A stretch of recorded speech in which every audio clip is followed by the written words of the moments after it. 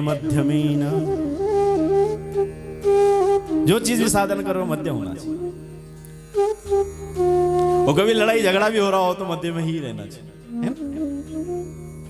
आगे आगे चले कैसा करो तो पुलिस डंडे मारती, पहले आगे वाला पिटता, तो केस में भी पकड़ में हुई आती और बहुत सालों तक झेलना भी वैसा ही होता। और एकदम पीछे भी रह गए तो अगर हम जीत गए कि यार ये लोगों का कंट्रीब्यूशन रहा, ये लोगों का योगदान रहा, तुम पीछे रहे कोई देखेगा भी नहीं, बोले यार सब बेकार लोग, ये तो दिखे भी नहीं। और जो मध्यम है वो दिख भी जाते हैं, कुछ हुआ तो बच भी जाते। तो मध्य जो जीवन है श्रेष्ठ करवाना है। अगर उत्तम होना है, पहला स्थान पर रहना है, तो कहते हैं उत्तम स्वास्थ्य। स्वास्थ्य उत्तम होना चाहिए, आगे होना चाहिए, सबसे पहले शरीर ठीक होना चाहिए। और धन मध्यम होना चाहिए। अति अगर हमारे पास धन है वो भी अच्छा नहीं। बच्चे सोचते हैं अब क्या करें, बहुत सारा काम। यूट्यूब पे कोई बालक है, उनके बियर हाउस हैं बहुत ज्यादा, उनका इतना किराया आता है कई करोड़ों में। तो कहने लगा कि मैंने पढ़ाइयां बहुत करी लेकिन पैसा इतना ज्यादा है कि मैं किसी के अंदर रहता हूं तो मन नहीं लगता। तो वहां तो सुनना पड़ेगा बड़े बड़े उसमें। अब इतना भी मैं पढ़ा लिखा नहीं कि मैं बड़ा सा बड़ा कहीं सीईओ बन जाऊं कि मैं ही ऑर्डर मारूं, वो भी मुझसे नहीं होता। मेरे मित्र हैं तो मेरा अपना स्टाइल लेने का, वो बेचारे सब जाते हैं नौकरी अपना कमाते हैं, मैं सारे दिन भर बोर होता हूं। करूं तो क्या करूं, जो करने योग्य था सब कर गया, मैं थक गया। वो अब अकेले ही जाता है, वीडियो बना रहा और बताते रहता कि ये स्थिति है। अति सर्वत्र वर्ज, अति विद्या भी बेकार होता, विद्या भी अति होना है। जो भी चीजों मध्यम अगर है तो श्रेष्ठ कर। तो मध्यम दृष्टि के साथ बैठे हैं, ध्यान लगा रहे। राजा आया, कंठ सूख रहा था, हे ऋषि कुमारों, कोई मुझे सुन रहा? कई बार आवाज मारी लेकिन प्रत्युत्तर आया नहीं। और जब गए उस कुटिया की तरफ, वो घास से ऊपर से बनी, अंदर गोबर का लीप है। समीप ऋषि को जब देखा ध्यान में, तो अंदर आकर कहा गुरुदेव प्रणाम। गुरुदेव से कोई जवाब ही नहीं मिला। तो थोड़ा आंखें, थोड़ा सा जब थोड़ा उजाला होने लगा आंखों में, क्योंकि बाहर से जो आंखें होती अंधेरे में कम दिखती, थोड़ा देखा, अरे महाराज तो पूर्ण ध्यान में भी नहीं, आधा आंखें खुला, तो नकली काम कर रहे। असली होते तो ध्यान में होते। आधा आंख इसलिए खुला है इनकी कि मैं देखता भी नो राजा क्या कर रहा है। वो ध्यान का ये ढोंग कर रखा है कि ताकि मुझे आतिथ्य न करना पड़े, क्योंकि अब तो अपराह्न का समय है, अब तो भोजन भी नहीं, कुछ नहीं बनाना पड़ा, परेशानी। तो गुस्सा आया, बाहर निकला। वो जाते जाते अपने ही अंदर क्रोध से भर गया कि मैं यहाँ के लिए इतना दान देता हूँ, दक्षिणा देता हूँ, अन्नदान आदि करता हूँ, गाइयां मैंने ऋषि कुमारों को पढ़ाने के लिए पैसा देता हूँ, लेकिन राजा एक दिन भोजन मुझे नहीं करवा सकता। बड़ा ध्यानी बना हुआ है। राजा कह रहा है कि ऋषि एक दिन मुझे भोजन नहीं करवा सकता। तो एक कंटीली झाड़ी पर तक्षक नाग किसी ने मार कर फेंका, तो धनुष के प्रत्यंचा के साथ उठा लिया और कहा बड़े ज्ञानी बनते हो ना, मैं ज्ञान सिखाता हूं। अंदर आए कुटिया में, वो गले में सर्प डाल दिया और क्रोध के ही बस में बाहर निकले। और जैसे जाने लगे वैसे एक ऋषि कुमार आया, उसने कहा ये तो राजा है। कहा राजन अभिवादनम, आपको प्रणाम है, आइए आइए बैठिए, मैं आपको जल देता हूं, भोजन नहीं किया तो भोजन करवाता हूं, बैठो। राजा क्रोध में था और घोड़े पर बैठ गया, निकल। क्रोध भी गजब की चीज है। क्रोध जब आता है ना तो क्षण में आता है, क्षण तक रहता है।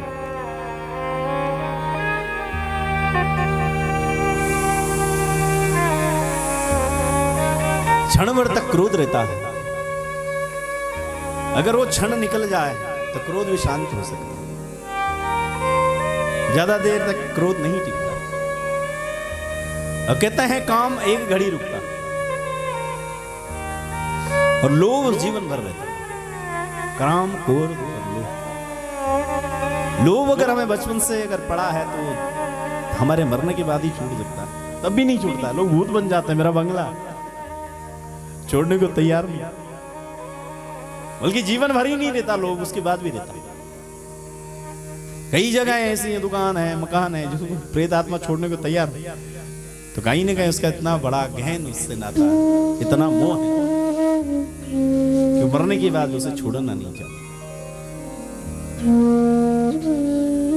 और क्रोध सामर्थ्य की चीज है, जिसका सामर्थ्य जितना कम होता है उससे ज्यादा क्रोध आता है।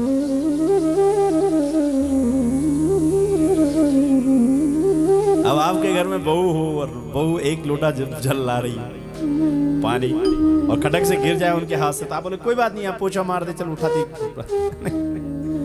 वो कहीं मायके से किया रखो, महंगा लगो और हाथ पर ले आए और हाथ से छूट जाए, तब सब चुप रहेंगे नहीं, तब क्रोध बढ़ेगा। अरे बड़ी मुश्किल से तो उन्हें मंगाया, अब क्योंकि सामर्थ्य से थोड़ा बाहर हो रहा तो उसके लिए क्रोध आएगा। तो हम ढंग से नहीं पकड़ सकते, ये नहीं हो नहीं, फिर क्रोध जाकर कहते हैं कि एक बार एक आदमी ऐसी कथा सुन रहा था, उनके नाती आए, बोला दादा पैसा दे दो ना मेरे को। बोले क्या करेगा? बोले गुब्बारे वाला आया ना, गुब्बारा खरीदना। उन्होंने जेब में हाथ डाला, 101 रुपए का सिक्का निकला, बच्चे के हाथ में पकड़ा। बोले जा मुझे कथा सुनना।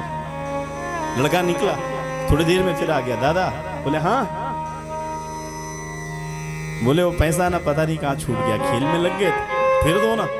फिर उन्होंने हाथ डाला, 5 रुपए का सिक्का हाथ लगा, बोला अच्छा। थोड़ी देर बाद में बालक आया, जो गुब्बारा लिया था वो फट गया, पैसे दो। बोले अब मेरे पास नहीं है। बोले ना फिर दो। तो जेब में हाथ डाला, कथा अच्छी चल रही। बुजुर्ग आदमी उठना नहीं चाह रहा था, मैंने कहा देख ठीक से जाना, 500 रुपए का नोट और गुब्बारा ले, और 500 रुपए का नोट दिया। फिर बालक आया, कहा दादा माफ करना, पता नहीं कहां छूट गया। तो बुजुर्ग आदमी ने कथा ही छोड़ दी और गुस्सा आ गया, अरे 500 घुमा दिए तूने। अगर पैसे से उन्हें क्रोध आता है तो 1 रुपए पे भी आता है, 2 पे भी आता है। इसका अर्थ है कि जो हमारे सहन से बाहर होता है तो वहां क्रोध आता है, जो हमारे सहन के अंदर होता है इसलिए क्रोध नहीं आता।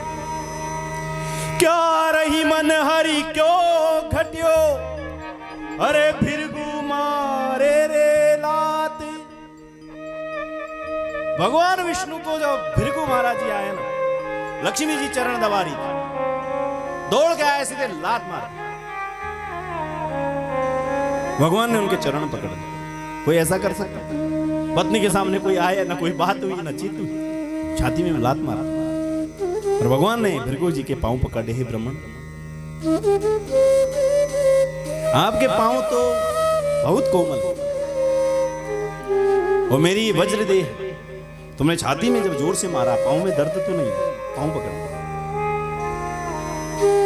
भगवान ने तो क्षमा कर दिया, लेकिन कहते हैं लक्ष्मी मां ने कहा ब्राह्मण होकर के लात मारता है मेरे पति को, जा मैं लक्ष्मी हूं, तेरे पास कम रहूंगा।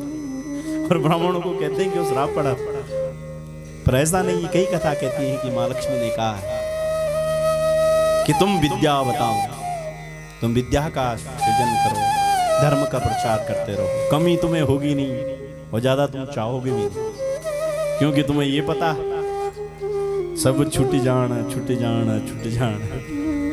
तुम्हें जागृति रहेगी, जो मर जाना लेके क्या जाना, क्या इकट्ठा करना, किसके लिए? जो है खाओ आराम से। क्षमा बड़न को चाहिए, छोटे को उत्पात। क्या रहीम हरि क्यों घट्यो, भृगु मार लेरा।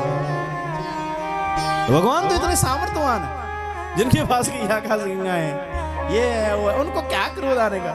अब हमारे पास थोड़ा सा है, निकल गया तो हम सोचते हमारा इतना परसेंट निकल गया तो हो जाता होगा, सामर्थ्य बनता। इसलिए जब लक्ष्मण क्रोधित हो रहे थे और क्रोध में ही कह रहे थे, लक्ष्मण मेरा भाई देख रहे हो, अगर भृकुटी विलास अगर थोड़ा अगर उन्होंने कर दिया ना तो सृष्टि नहीं बची। पर लेकिन इनका सामर्थ्य कि चुप है, ये समझ लो। हम तो चिढ़ जाते हैं, हमारा सामर्थ्य कम, लेकिन अगर भाई हमारी तरह ताव में आ गया, भृकुटी विलास सृष्टि लय हो, तो समझ लो गए। तो कहने की बात है, इतना सामर्थ्य भगवान राम के अंदर।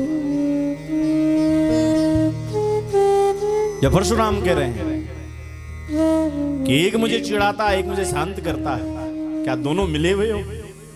तुम मीठी मीठी बात करते हो, तरफ तुम्हारा भाई मुझे चिढ़ा देता है। तो भगवान ने कहा, ब्राह्मण हो, आपके 10 लक्षण हैं, हम क्षत्रिय हैं, हम आप पे क्रोध कैसे कर सकते? आप ही गुरु की कृपा से तो हमने ये सब चीज पाया। कितना सामर्थ्य है। जबकि वहां का माहौल बहुत खराब था उस समय, सारे राजा डर रहे थे।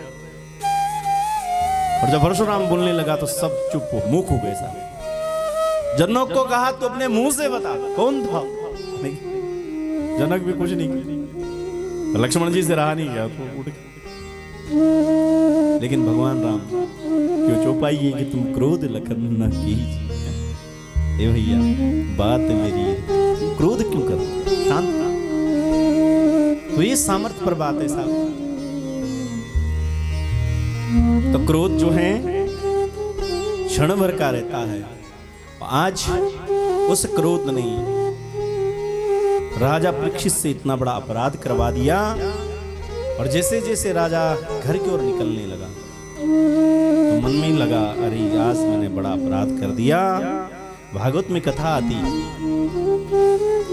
कि जरासंध को जिस समय मारा गया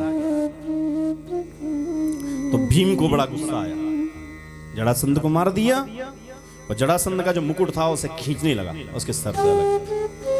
तो जरासंध के दोनों पुत्र थे, वो आए रोने लगे, मेरे पिता का मुकुट मत ले जाओ, मत ले जाओ, मत ले जाओ। भीम ने गुस्से में उनको धक्का मार दिया और खींच के लिए और अपने कोषागार में रख दिया। वही मुकुट राजा परीक्षित ने पहन लिया। आज ही उन्होंने वो हेलमेट पहना, आज ही गलती हो। होता क्या है कि कोई भी चीज हमारे घर में, एक भी चीज अगर ऐसी आ गई छीनना झपटी से, वो काल को न्योता देता है। हमारा रह जाए ठीक है, दूसरे का नहीं खींचना, छीनना नहीं। दोनों बालक रो रहे थे कि मुझसे छीना गया। तो आज राजा परीक्षित को लगा मैंने बड़ी गलती कर दी। जैसे वो मुकुट उतारा बहुत पश्चाताप करने लगे कि मैंने क्या कर दिया। इधर जो बालक था वो गुरु के पास पहुंचा, उसने देखा अरे गुरुदेव के गले में सर्प किसने डाला। दौड़ता हुआ गया, सिंह ऋषि को कहा कि आपके पिता हमारे गुरुदेव के पास देखो ना कैसे कैसे राजा हो गए हैं, वो तो मर्यादा का उल्लंघन कर रहे हैं। सच्ची में कलयुग आ गया। जो राजा हमारे गुरु के चरणों की रज ले जाकर के माथे पर तिलक करते हैं, आज सर्प को डाल रहे हैं गले। सिंह ऋषि आए, वो भी क्रोधित हो गए। कहा मेरे पिता इतने दिनों से बैठे हैं नाशाग्र दृष्टि में, और वो राजा आता है मरा हुआ सर्प डालता है। हे कुलंगार, जा मैं तुझे श्राप देता हूं। इति लंघयति मर्यादम, तूने ये मर्यादा का उल्लंघन किया है।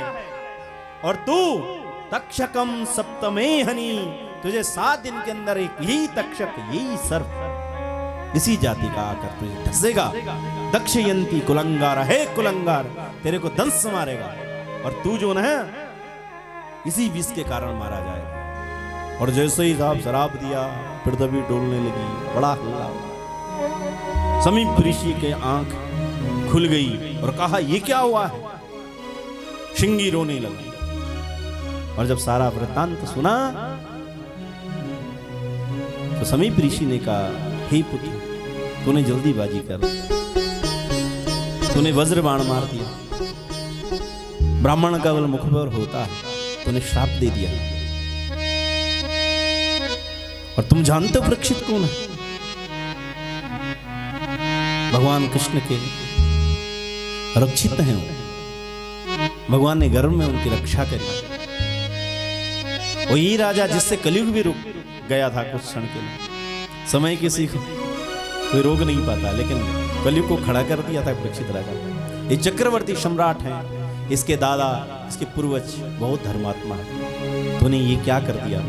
और दौड़ते हुए आए और समीप ऋषि ने सारा वृत्तांत बताया। हे राजा परीक्षित, तुम्हें श्राप लग गया है। राजा परीक्षित कहने लगे अब मैं क्या करूं? तो राजा परीक्षित ने बहुत बचने के कई उपाय करे, फिर लास्ट में गंगा के किनारे आ गए और भागवत सुनी। तत्पश्चात 7वें दिन सर्प आया और इन्हें डसा और राजा का प्राण अंत हो गया। और इसी के लिए उन्होंने देवी मक्किया, हे 28,000 ऋषियों, भगवती सारा विश्व उतार देती हैं जितने भी हमारे जीवन में क्लेश होता है, इसलिए भगवती का आराधना। हाँ, ये माँ गंगा का एक भजन करते हैं।